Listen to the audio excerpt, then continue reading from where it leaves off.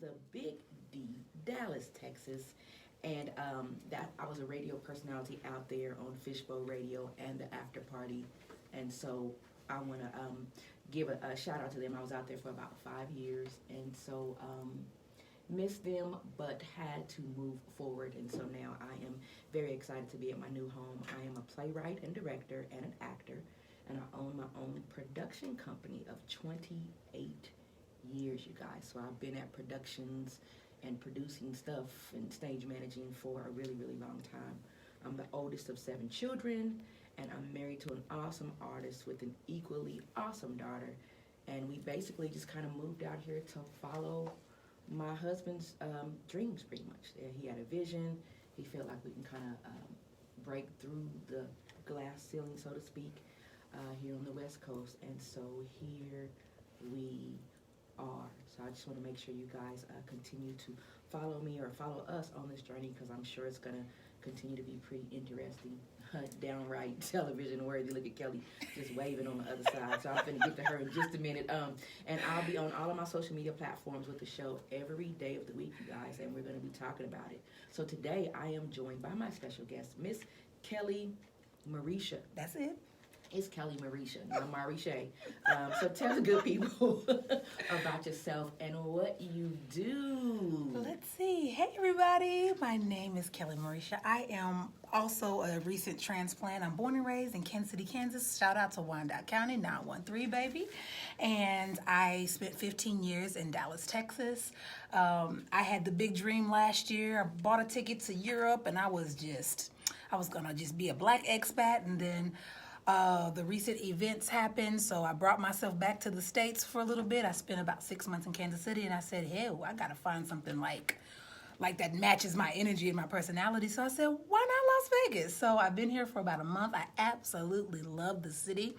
I am a mindset coach, and what I do is I help people that are transitioning out of religion into their version of spirituality. I also help people that are dealing with trauma from childhood. We work through some things, we make connections, we break generational cycles, and we live the life that we were always meant to be outside of the critique and criticism of the outside world. And so that's what I do. I absolutely love it. I actually am a licensed cosmetologist by trade, but I retired last March and have been full-time coaching, and it's been absolutely wonderful. So that's me. Oh, wait. Okay. And I'm the youngest of 3. I got to give it up. The youngest of 3 siblings. A shout out to everybody and my beautiful mommy. Yes.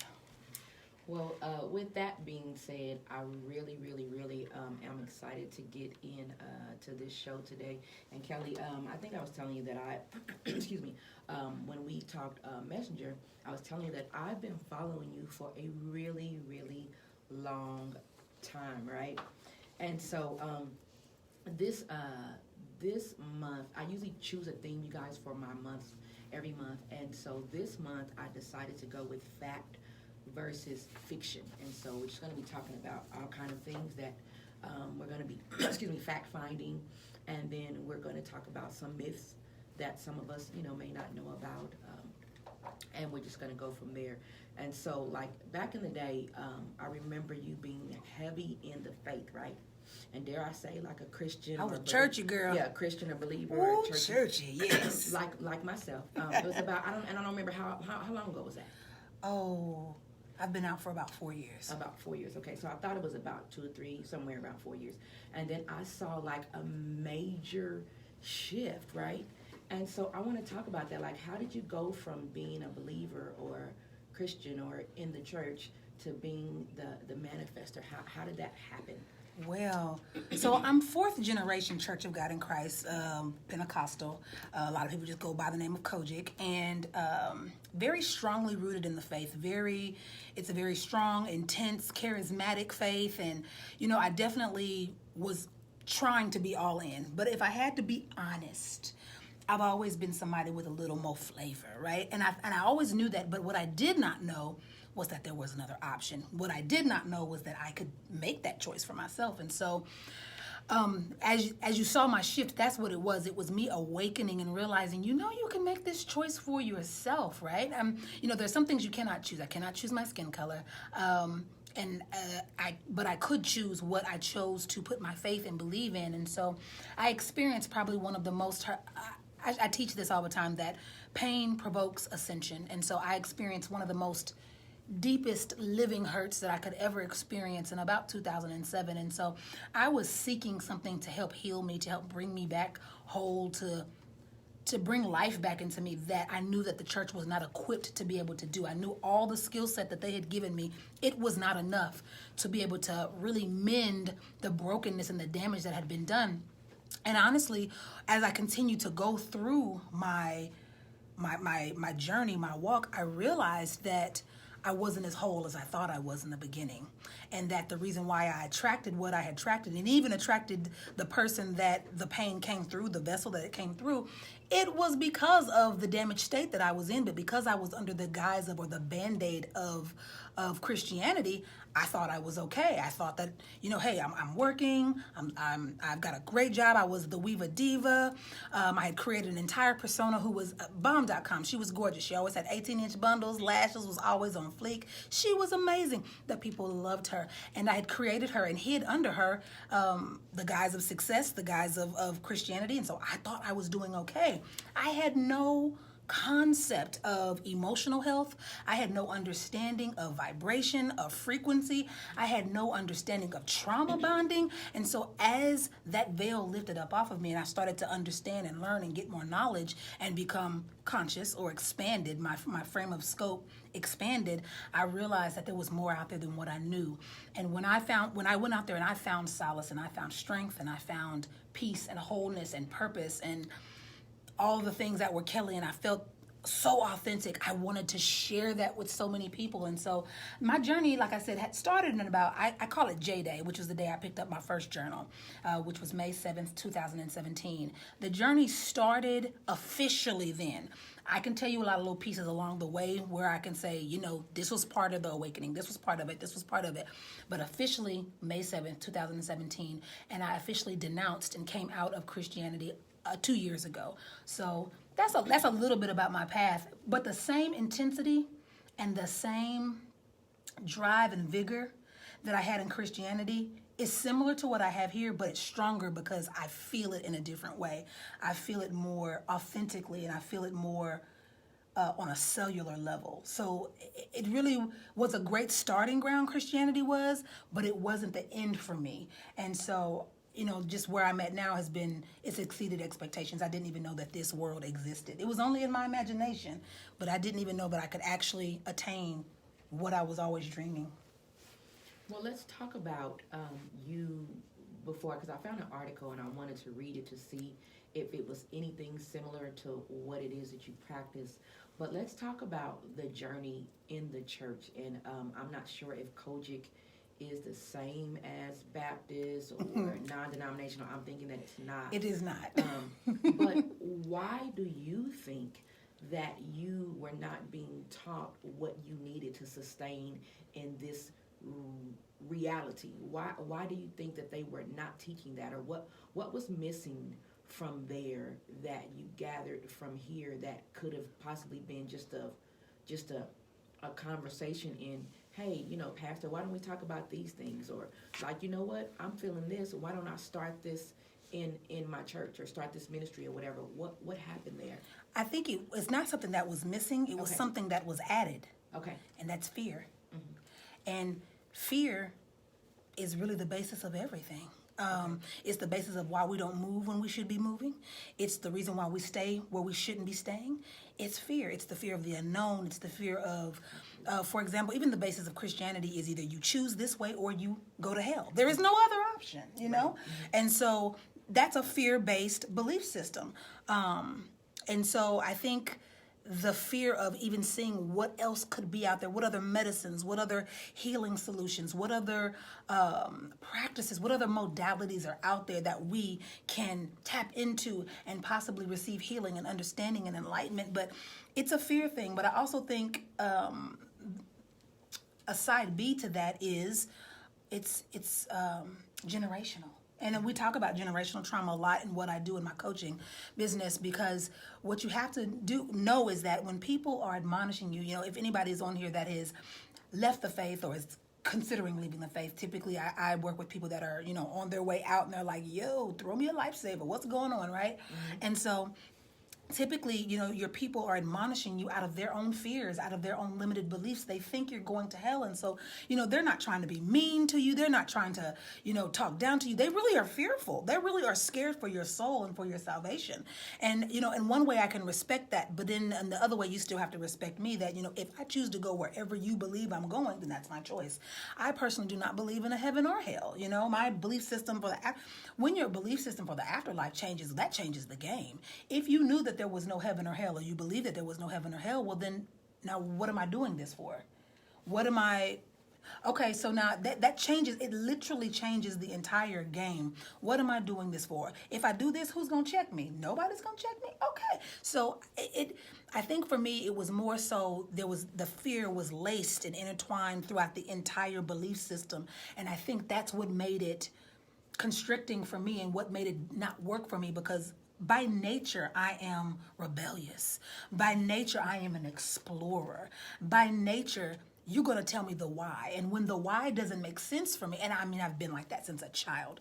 When the why didn't make sense for me, I pretty much wasn't going to do it. And so we talk about, I use the chakra system very loosely, but the root chakra, it deals with your childhood, it deals with your base, it deals with your platform, your foundation. And so I had to literally undo all the fear that was taught to me. And not even just with religion, but even how I move in my business, how I believed in myself, what I believed about myself. With Christianity, you're also taught to always believe in something outside of you as the authority for you. In the way that I believe now, nothing is the authority for me. Nothing and no one outside of me knows me and knows my makeup and knows my heart better than me. And so I don't look towards anything outside of me. But that, again, is the basis of religion. Not even just Christianity, of religion. It's always looking at another source to fuel you, to guide you, to teach you, to tell you who you are. I didn't need anybody to tell me who I was. I knew who I was. I was strong. I was smart. I was brave. I was unafraid. I was all of these things, but I also liked a lot of different things that I was supposed to not like, And so coming out of that fear, coming out of that construct, coming out of that tight box really allowed me just to explore and expand out and really be and appreciate who I always was. And what type of things was you liking that you were not supposed to be liking, Kelly? Can I just say, we just gonna jump right in? I ain't even gonna sugarcoat. Yo, sex. Okay, so that's what that was. Yes. Okay. It's a great thing. It's a great thing. And actually part of my testimony, and I appreciate sharing this, is that I just lost my virginity 2.5 years ago. And really? Yeah. And so everybody's like, the fuck? What? Yeah, it was a fear that was put on me that I just knew that the first time I popped my pussy, the gates of hell was just going to open up and swallow me in. And that is not what happened. That is not what happened at all. That is not what happened at all. Actually, it was a very enjoyable moment. The person that I was with was very enjoyable. Everything was wonderful. But in that moment, when the hellfire and brimstone did not happen that I anticipated, well, now everything changed again. And I was like, yo, we got some more exploring to do. And then I got to understand what sex was and what it does and how you can use it and how you can manifest with it and how you can heal with it and how you can better know yourself. I started to understand the dynamics of sex instead of don't do it. Don't be a whore. Don't be this. Don't be that. And it's like, did you know that some of the people that you're classifying as whores are sex healers? Did you realize that? But see, that was a conversation that we never had. And honestly, I think the church has a lack of understanding because of the fear. It just put up this wall like, nope, we're not supposed to know about that. We're not supposed to talk about that. And there was so much more about sexuality, sex, and even just learning about the divine masculine and the divine feminine, breaking that down, because there's some unlearning that I had to do with that. Not we have to do, because from what I'm learning is that there is no right or wrong, and your truth is relative. Truth is subjective. Truth is personal. Your truth for you may be one thing, and the truth for me may be another. There is no universe. There are universal principles, but when it comes to truth is very subjective and it's very individualized, and so. That also was very much different from the church, because that made me have to respect everybody's beliefs and everybody's views, even if they weren't quite where I was, where they are, their view is correct. And even people that were further along than me, where there are, their view is correct. And maybe as I evolve, my view may ascend over into here. You keeping myself fluid and keeping myself not absolute, but open and ready to evolve whenever the time came for me to do so. Wow, that I can see why you call yourself the mental manifestor. The mental manifestor, I yeah. can see why you call yourself. Actually, that, my people gave me that name. Did they? Actually, yeah, I heard that name. That one of the things that they told me was I appreciate African spirituality, and I did take a journey through there because it was a part of the unpackaging, the undoing. It's kind of like a reversal, right? Mm-hmm. A reverse engineering of a recipe, right? But I ended up in more of a universal situation. I don't claim any religious belief, no title. Somebody says, well, what are you? I am. I am that I am. I am. I am God. That's what I am. I believe you're God. I believe you're God. Everybody in this studio is God. And it's so beautiful to me because I get to see God in so many different ways. White, black, male, female, physically disabled, heterosexual, homosexual. I get a chance to see God in so many different flavors, and it makes me so excited, right? Mm-hmm. But one of the things going through African spirituality, they use a lot of tools, and that is their truth, and that brings them power. But for me, I was given instructions to not use tools outside of myself. I'm allowed to use my body, my mind, and the elements. But as far as using anything outside of me, it was really a cut dry thing, like not to use any tools outside of you because you are powerful in God alone, and you do not need any of that. You do not need anybody to tell you who you are. You do not need anybody to validate you. You do not need anybody to approve you. You are God and God alone in your life. Now act like it. And I have been, ever since I got those instructions, I've been going 100 miles an hour, unstoppable. It makes me almost think like, what could I have done 10 years ago? Had I got this? I wouldn't change anything, though. I know that by changing the continuum in time, I might not be where I am now if I changed even one thing in the past. So I'm grateful for everything that happened the way it happened, but I still wonder every once in a while, like, what would have happened 10 years ago had you done this? Where would you be? So... Well, and so with what you were talking about as far as taking your journey into another direction and not staying there, I found an article and I was wondering if what you do is similar to what is starting to happen with a lot of black millennials. And I was going to read this long article, but I'm not. And so basically it was just saying that there are a lot of black millennials that are falling away from the church and faith, right? Mm-hmm. And there was a lady who said, I understand God more now doing what I'm doing than I ever did in church. And they are practicing this, I'm not sure that it's a religion more, that it's a belief system, mm-hmm. or a witch system, because they call themselves witches, right? Mm-hmm. And so they practice this ancestral African spiritual tradition type of thing, and I want to say that they call it Yoruba. Mm-hmm. Okay, so you've heard of that. Mm-hmm. And so it was saying that most of the women that are in it, a lot of African American women, they've been doing it, but they haven't been out in the open for fear that they'll be shamed by their devout Christian parents and different things like that. Mm-hmm. And one of the ladies said that her mother forced Christianity on her, which kind of sounds similar to what you were saying. And she said that she's been questioning why she held stuff back from her for this long, for her to have to, in her adulthood, be able to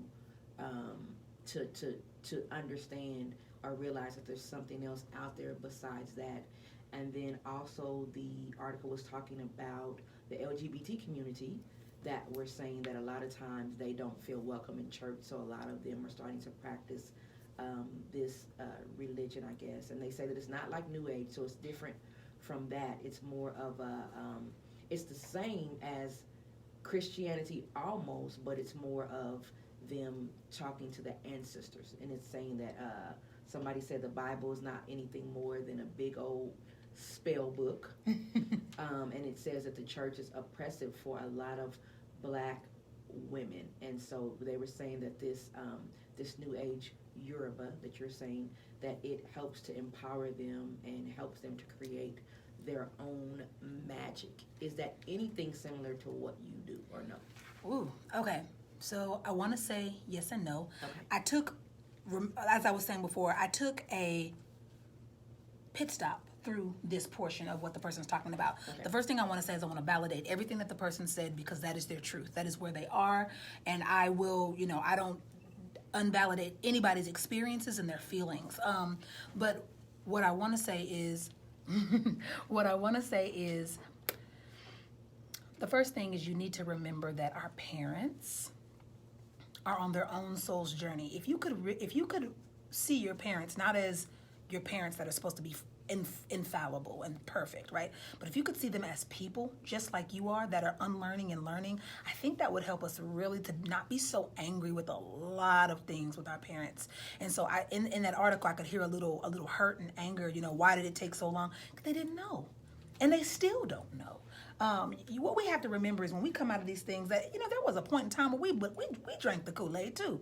We thought the sauce was real too. We got to remember that, and how what a privilege it is for you to have been able to, metamorphosis out of it. But the people that are still in there, you still have compassion. And that is still their truth. That is still what is true for them. And again, I'm not going to unvalidate what is true for them. If it's working for you, I had a friend that used to tell me that all the time. If it works for you, it works for you. If you're receiving manifestation, stay there. If you're at peace, stay there. If you see power, stay there. I did not see that there. And so, like I said, I did take that tour through, the African spirituality. I had a best friend at the time who was Ifa, so I got a chance to learn about a lot of things since then. Since that, we both have transitioned, through that since. But like I said, I don't belong to any faith-based system because what I knew that I was not going to do was I was not going to trade one religion for another. And I found that some the African spiritualities felt like another religion with a lot of rules and things for me. Well, remember, I told you, I'm rebellious in nature. I'm very sovereign. I've always been a sovereign being, and I've always tried to fight for my sovereignty now as a child. You cannot fight for sovereignty because you need food and shelter. But, and not saying my parents would have did it. I'm being comedic. But, as you get an adult, you get to choose, sovereignty comes with a cost. That means taking care of yourself. That means not leaning on people that don't agree with what you're doing. What if they take back their support? What if they take back their love? What if they take back their assistance? That's fine. As a sovereign being, you realize, what comes with me. I can handle whatever I need to handle in my life because I am God over my life. And so I do understand where they're coming from. I do want to say this, though. I giggled a little bit. It is not a millennial thing. That is falling away from the church. I laughed for that word falling because I always listen for biases in articles and things of that nature. So I was kind of unsure if a Christian person had wrote this article or an ex-Christian because that is the term that they use, falling. I didn't fall at all. I expanded out of the church is what I did. I evolved. I ascended out of the church. As above, so is below. So I basically went just expanded all my total consciousness, the whole sphere of reference expanded outside of the box of church. And it's not just a millennial thing. It is a global shift that the entire earth energetically is going through. What is happening in the media, and again, I don't want to veer off topic because as an ascended being, as a God, I realize because I watch the world as an observer a lot of times versus a participator, and that makes a big difference because participants get anxiety, participants get thrown into depression, but God's observers sit up top because we see the bigger picture and we see how the parts are moving around, and so we're very quiet. You will notice that people that are ascended are very quiet on subject matters. People that are still kind of connected to the earthly realm, they're going to be a lot vocal, and but as observers sit and look up, and we're like, yo, all things are working together. And so be they catastrophic, humanity is crying out, the earth is shifting. There are so many beautiful things that are happening in this shift. The global consciousness of people is probably the biggest thing that I am so warm-hearted about and happy about. what I didn't mention before is, I work with a lot of celebrities as well, because if it's happening with you all, it's happening to them too. This global consciousness is happening to everybody. What does that mean, Kels? That means that their third eyes are opening up. That means that their crown chakras are opening up. That means that they're seeing and understanding things in a way that they never had before. That means that they're getting uncomfortable. That means they're going to church, but they're feeling unsatisfied. That means they're starting to question things that we were not supposed to question. That means that they sit out of church for 6 months and they're like, but I still feel good. You told me if I stayed out of church, I was going to start cutting the food. You told me if I didn't pay tithes, I was going to be broke, but I'm the richest I've ever been. So now that you started to experience these things and things are not happening exactly like they feared you into believing, now we got questions, because you got to make this make sense. Now I feel like you're lying to me. Now, and it's not that they're lying to you. You got to remember, they just don't know. So although this global consciousness is a beautiful thing, I want you guys to know that a lot of endangered species are now repopulating in the earth. The satellites can now see the actual plains of land on the earth, because the pollution and smog have started to dissipate. This earth is shifting, it's purging itself, it's cleansing itself, and it's shifting humanity into the new earth. This is, the revelations that they talked about in the Bible. I'm not really a big Bible thumper. I choose the pages that I want. I choose the scriptures that apply, and the ones that don't, that are whoever made them, it's not my problem. I don't care. Not even my concern. I choose what applies. But this is the revelations that everybody's talking about, and it did not look like what you thought it was going to look like. This is new earth. We're going into this shift where when people say, business will not be as usual, that's a fact. Business will not be as usual. You're going to have to make things make sense. You're going to have to bring science back in with spirituality. We're going to have to heal. People are being forced. This is another thing that's happening with this global shift. This is another reason why the church is ill prepared. It's ill equipped. You have leaders that are suffering from their own undocumented, untreated, no therapy, having depression. You've got leaders that are suffering energetically, that have trauma, that will not go seek help, and they're trying to teach a congregation and teach a flock how to cope with something that they don't know how to cope with themselves. And so people are getting hip to that. People are understanding. People are saying, I was touched when I was 4. We've got to talk about this. People are talking about, my first sexual encounter was with my biological father. We've got to talk about this. These are some of the things that I hear that I'm able to help people cope and manage through, that the church is ill-equipped and ill-prepared, because you can't even talk about sex without saying PP and TT. You can't even talk about sex without just saying that everybody's going to hell. You can't even have this surface level conversation. I know you cannot help me energetically. I know you cannot help me purge this trauma that is sitting deep inside of my body, that is causing sickness, that is causing financial lack, that is causing bad, poor relationships with people, that is causing me to be on a job for 30 years that I hate, that is causing me to not be able to fight my way out of depression, that is causing me to not be able to manage and cope through anxiety. So that is what's happening with this global shift.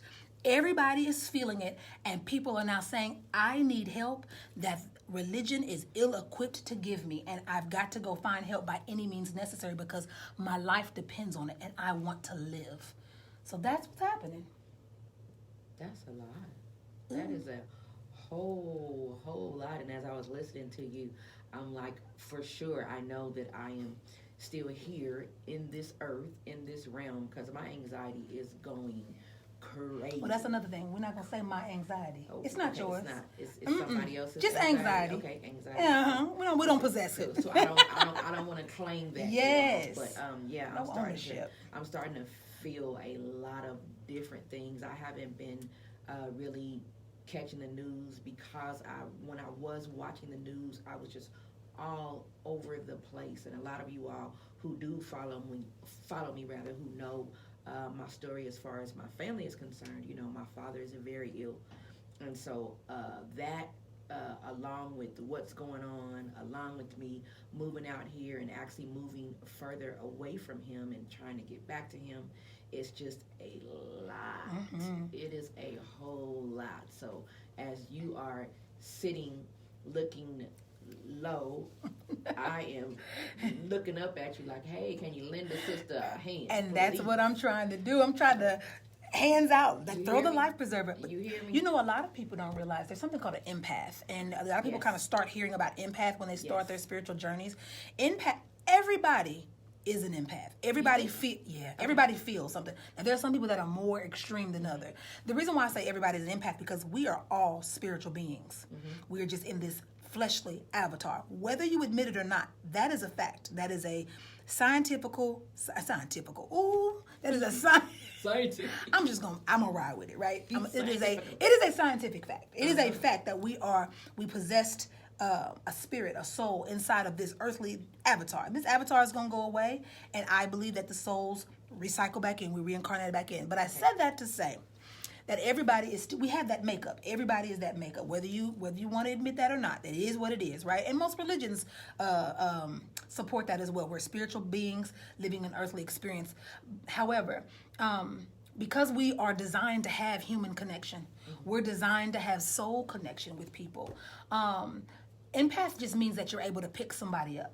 You're able to feel somebody, even in the slightest way. Now, there are some people that are severe. There are some people that can step in a room and say, whose stomach is hurting in here because my stomach started hurting.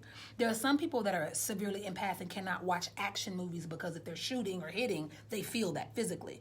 There are some empaths that are severe that can't watch porn because they see the orgasms and they feel that instantly. Whatever they can see, they basically take it on as their own emotion, right? But everybody has a level of empathicness, and I have learned, I'm very grateful that I'm able to control mine very, very, very well. People that I'm connected with, I'm able to connect with them in a way, but I can very much, block myself off, and we try to teach coping mechanisms with that. But I said that to say, if you know that you're an extreme empath, if you know that you're a person that absorbs energy when you see things or experience things, you have a responsibility to yourself to cut some shit off, to cut the news off, literally you filter things. Do not allow yourself to keep being fed into ears and eyes. There's portals. Do not allow those portals to keep getting overloaded because you're feeling everything. And so, that will, give us a depression or give us anxiety too. So, yeah, being mindful of that is huge. I'm going to remember that, you guys. I am receiving a free session right now, and I'm so very thankful. But we are about to take a break. So if you're just tuning in, you're listening to Intimate Conversations with Talitha Kume, and we are talking about manifestation. So what y'all think about it? What is your view on that? And we will be right back. Me and Kelly bonded on this song, so I want to go ahead and play this song for y'all.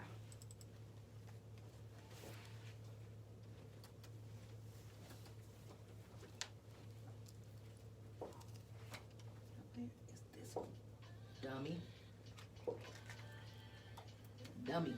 Oh, you're good. It's your first time. You actually did good. Huh? You did. Your music came in on time. I hope so. Hey, everybody. We gotta keep her to the mic. Because she Struggle's real. was it. Sorry. So I could still hear her, but I couldn't. I can hear her. Like she sounds okay. Okay. But You just gotta get close. I You guys, I keep getting all expressive and stuff, and you see me talking fast, right? Yeah. Thank y'all for joining. How do I was trying to share it and turned on my dang on. Go ahead, click share, and then just turn. Hey, brother.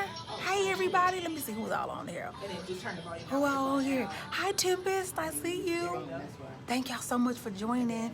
Wait a minute. I'm looking at y'all's little pictures. Some of y'all's pictures I know. I see my sister Shay. Hey, everybody. Lots of my cousins on here. Yay.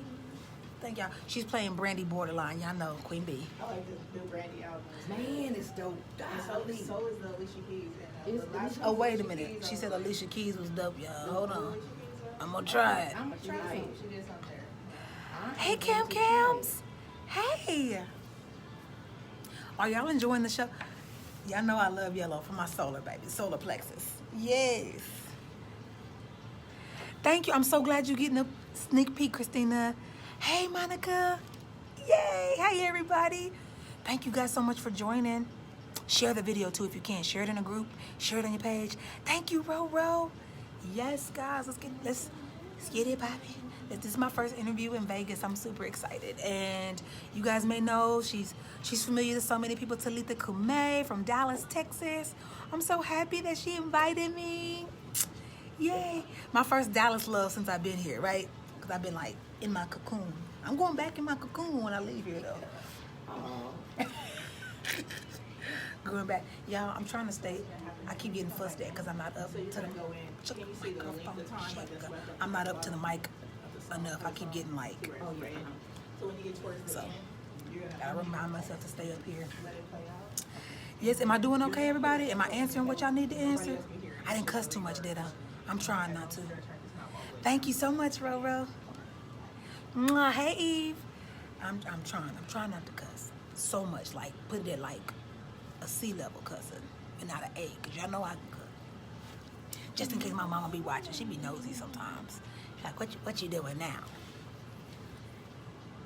Listen, don't be acting like y'all too grown. You know, you be trying. I try sometimes. Sometimes she just be getting it. She be like, hey, Cindrea. I am. Okay, Lala, I'm going to talk into the mic. Boom.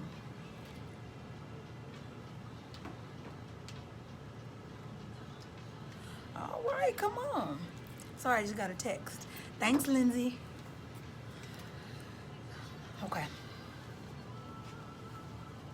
Y'all gotta see the whole outfit though. I need y'all to see these waist beads though. I'm about to tighten them up, y'all. But I got them from House of Free. I love them so much, you guys. I love them so. Wait a minute, y'all. Yeah, no, I gotta. Y'all know how that go. Okay, let me get settled. Calm down. Stop all that. Be professional. Sometimes.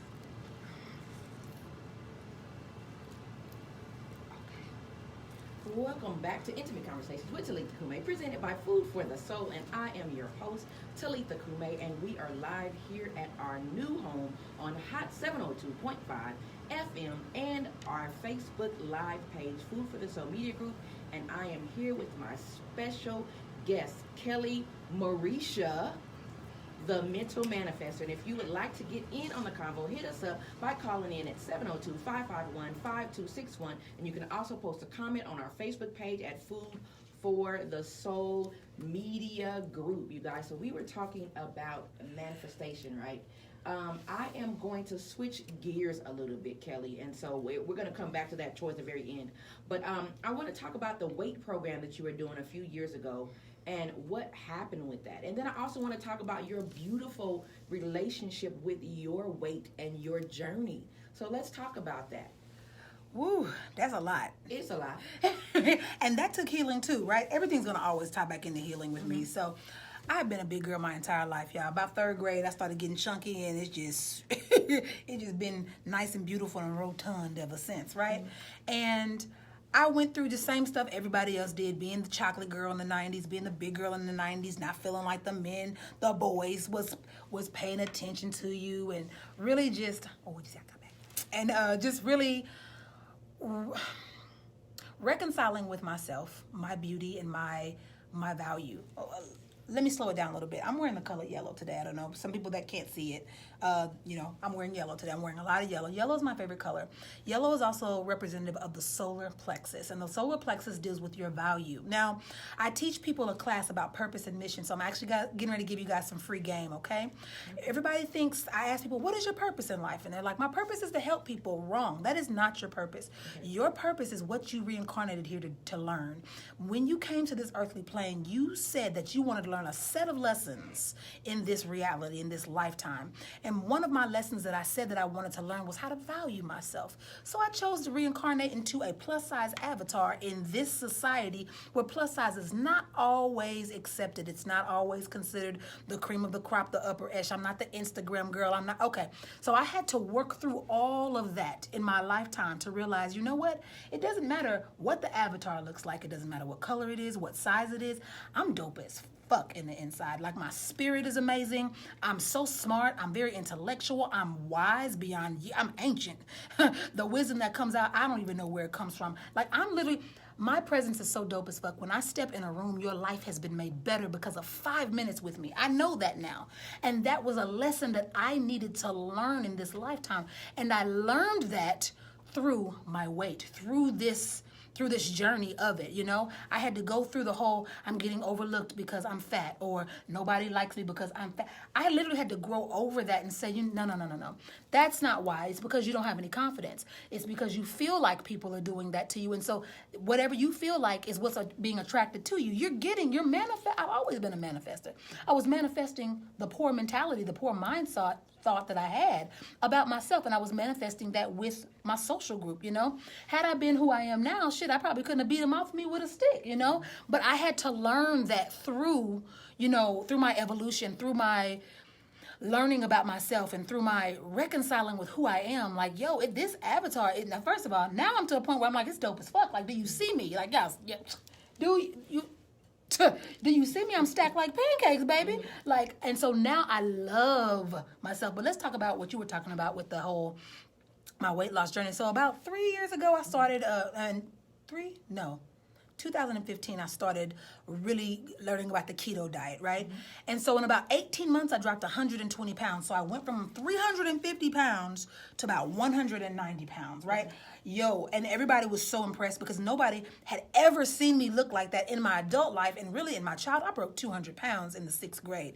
So people hadn't ever seen me that small before, and I had never seen myself that small before. It was amazing. And then I started helping I started a brand called Ketogenic Kelly. You all know I have a degree in marketing and branding, and so that's what I do. Branding and starting businesses is nothing for me. It's really easy. I love doing it, right? I love the excitement of it. So I started Ketogenic Kelly, and I started selling something called HCG and teaching about keto, and it was really great for about 1.5 years.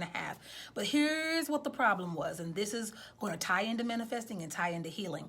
I hadn't healed my relationship with food, and I had not healed my relationship with my body. So therefore, I had manifested the weight loss, but I hadn't healed and hadn't gained the coping and the learning and the healing to be able to maintain the weight loss. And that is what I teach really, really, really strongly. I teach manifestation, but I don't teach manifestation without teaching healing. If you're not willing to go through the healing portion, I am not your manifestation coach. And there are a lot of people on Facebook that are going to teach you how to do it. Shit, your damn pastor was telling you to turn around 3 times, touch a neighbor, knock them on the side of the head, and it's yours, right? That was their form of manifestation. So everybody's got their way of manifesting. But for me, I know that to truly manifest, maintain, and multiply your manifestation, you have to heal the trigger and the root of how you got to where you are. Then you need to investigate the patterns, behaviors, and beliefs that are associated and follow with your manifestation so that you can maintain it. You know, a lot of people, have you guys ever seen people on Facebook, 1 month they're talking about, I manifested a car, and then 6 months later they get real quiet? Yeah, because, bitch, you never rectified how you spend money. You spend money poorly. Your bank account's overdrafted. You don't know how to budget. You went out and got hood rich and got you a car and said you manifested it, but you did not correct the behaviors, patterns, and beliefs so that you can maintain your manifestation. And that's the worst thing ever, to manifest something so publicly, like a weight loss, and you can't even maintain it because you never attacked the things that got you to where you are. I had a poor relationship with food. My father and I used to bond over food, okay? But what I've learned is that one person can bond over a lunch and the other person is using that exact same lunch to cope with something. You at the same table with 2 different issues. One person is bonding, one person is coping through food. And I had to learn that I was using food to bond with people. And so now I know when I'm going out with friends, we don't always have to go to a lunch. Sometimes let's go walk, let's go hike, let's go to the park and just talk about spirituality. Let's go do these type of things. You know, we can do a whole lot of things that don't incorporate food. Or if it does incorporate food, find people with like minds so that let's go to a salad bar. We ain't got to always, let's go to a hibachi. Hibachi is really great, got meat and vegetables and skip the rice this time. Like I did not think about the maintenance. I did not think about the things that my behaviors and patterns that were still in play that were going to lead me back to this weight. Now that I'm back here, you know, I went through that little thing of, bitch, how you had a whole following teaching people how to get skinny. And then, bitch, you ain't skinny no more. You know, like, what's going on with that? And I had to reckon with that. That was very short-lived. And I went to a point, I remember one day walking past the mirror one day, I was naked. And I heard, bitch, why are you so fine? I swear I heard that audible. And I was like, I looked at the mirror, I was like, I don't know. And then every time I kept going past the mirror, I kept hearing like, bitch, why are you so goddamn fine? And I was like, I am, ain't I, right? Mm-hmm. And I don't know.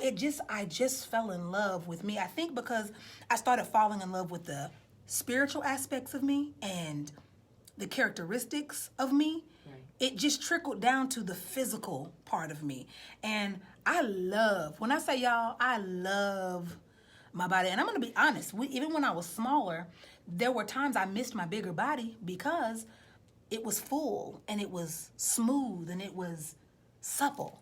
And, when I lost a lot of weight coming from 350 pounds, it wasn't so smooth and supple and soft. It was different getting you. So although I liked being smaller, and that is my plan to be back down, to that.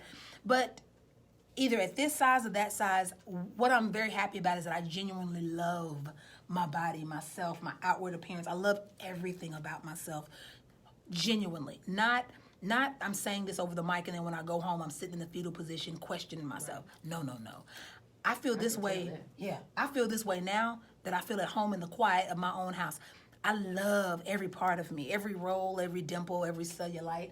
I love all of that about me. And again, no matter if I'm smaller or bigger, I still love me. And that relationship of loving me is what made the difference. And fixing the behaviors, patterns, and beliefs with food, around food. Wow. Well, it looks like I only have a couple of more minutes, and so I've been given my time cue. We're going to get out here at about 1:50. So my last question, because I'm going to have to ask you off camera. We might be able to go out in the parking lot, talk about some stuff, because I had a couple more questions I wanted to ask you. So we're going to wrap the show up. But I wanted to thank you first for joining me. I was so excited to hear that you had moved out here, because now I have another Dallas native. I'm not big in making a whole lot of friends, because I have a whole lot of friends, but I'm not big in really talking to people. No new friends? Yeah. No, it's just that I'm not real outgoing. I just kind of keep to myself. Oh, I understand. Like you said, introverts, baby. Yeah, introverts. I've turned into an introvert, though, because I was an extrovert as a child, but now as an adult, I'm kind of like, let me keep to myself. I identify with that. I don't like a whole lot of drama or whatever. For sure. But, so I thank you for coming out here, being on my show. And before we go, I think we got about a minute left. Tell me if you have anything coming up. Okay. Do I have anything coming up? I don't have any big events coming up, but I do want to tell you guys how to contact me. If you ever need anything, if you're wanting to, if you're experiencing a spiritual awakening, if you are a person that you're seeing stuff, you're seeing stuff at the corner of your eye, them little gray things, them little shadows. You ain't just seeing that, bitch. It's real, right? If you're starting to see stuff, you're starting to hear, you're starting to experience, make sure that you follow me on thementalmanifestor.com or kellymarisha.com. We can do a one-on-one. I have classes with an educational center. Find me on all social media. Let's book something so we can get to working and healing, guys. Absolutely. And we thank you so much for tuning in. Remember to catch us live every Friday, 1 o'clock p.m. Pacific Standard Time here on Hot 702.5 FM radio. Catch us live on the MIXLR, downloaded from Google Play or Apple Store. Watch us live on FB on 702, Hot 702.5, or our Food for the Soul media page. And also be sure to subscribe to all of our media outlets. Stay tuned. Next week we will be back, Big Bobby B and I, and we're talking about relationships, you guys. So we're sponsored in part by Kay's Boutique, Isla Cole the Stylist, and Orlay Worldwide. It's your girl Talitha Kume giving you something to talk about. And we're out. I mean, That is so quick. That's so quick. you had a phone call at the end. I know, I saw, and it was somebody from KC, looked like. Oh, we missed the phone call. Sorry, guys. But anyway, we love you. Thank you so much for joining. Say bye, Talitha. All right, see you guys. If you have any questions, you can inbox me, right? And make sure that if you're new to me and you have not ever, you're like, who's this girl? Why is she popping up on my... Listen, kellymarisha.com, thementalmanifestor.com. Sign up for a one-on-one with me. Take some classes. If you're ready to start healing and manifesting, I got it for you, masterclass. Masterclass is dope as fuck. Everybody's manifesting. Everybody's healing and just living the life that they were meant and that they deserve to live. So I love myself. I love you. Follow me also on Instagram and YouTube. All right, bye guys.